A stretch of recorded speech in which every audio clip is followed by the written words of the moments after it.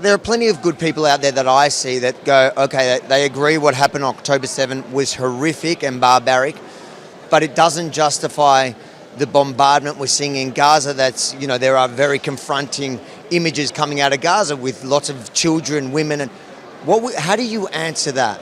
These reporters lived in the 1940s. They would have said, look at how many Germans are dead.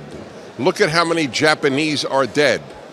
Not asking, why are they dead? Every dead German was dead because of Hitler. Every dead Japanese was dead because of Hirohito and the Japanese fascists. Every dead Palestinian is dead because of the Palestinians.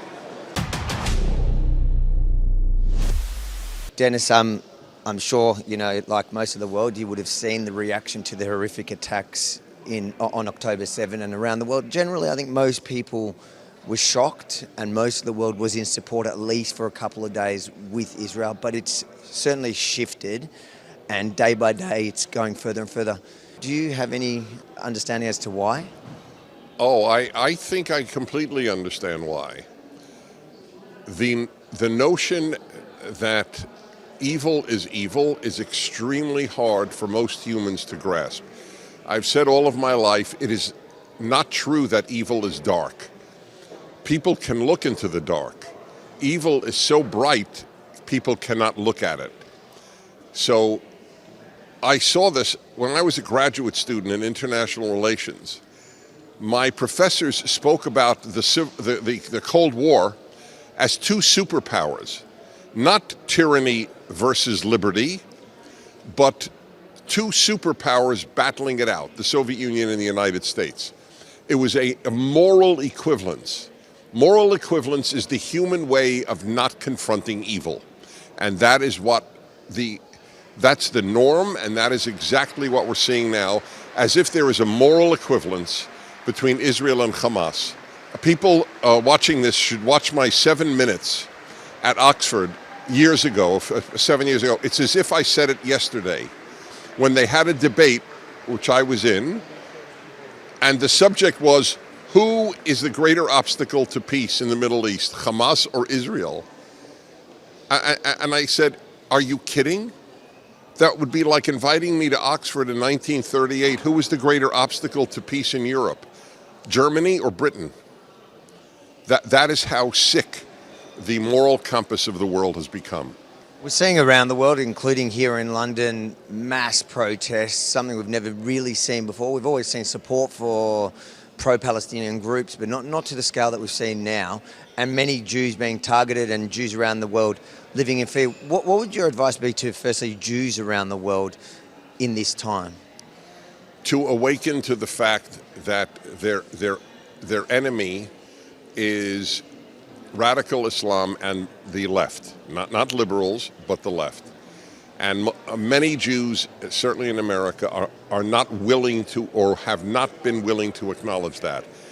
They think that the world is like they are, nice people who mean well, and if you only make sacrifices for peace, peace will come. Most Jews have not been able to acknowledge that vast numbers of Muslims want Israel eradicated. Eradicated, not defeated, eradicated.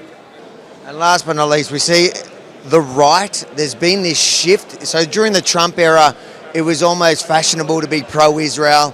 And we've seen in this last conflict, it's turned the other way. There's a big chunk of, especially the extreme right, but I've seen people that I'm shocked to see suddenly taking up the pro-Hamas cause. Why do you think that is? You're talking about conservatives? Conservative. That is distressing. You would think that if anyone's moral compass were working well, what we have, there is a section of the right that is isolationist. I know the American right better than the British right, and basically their belief is, if America is not attacked, it's not our business. I don't know how these people consider that a moral view.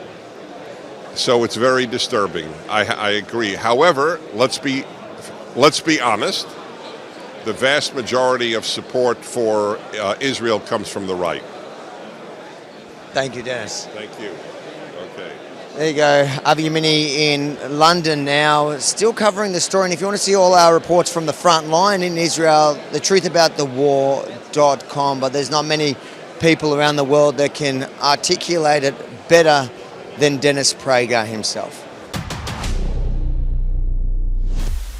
If you enjoyed this little interview that I've just recorded in London, yes, I'm in London. I've gone from the Israel-Gaza border to the ARC Forum here in London. If you enjoyed it, make sure to like, comment, but most importantly, share it far and wide. And if you want to see more of my reporting about the conflict from the front line over the last 2 weeks, and there's still some more content still being produced as we speak, go to thetruthaboutthewar.com, thetruthaboutthewar.com, check out all the stories and share them. And I'm doing plenty of other interviews here at the ARC Forum. They'll be produced and published over the next few weeks. But in the meantime, while the war is still raging, the ground operation is underway in Gaza, we'll make sure to put out these stories first. Thetruthaboutthewar.com.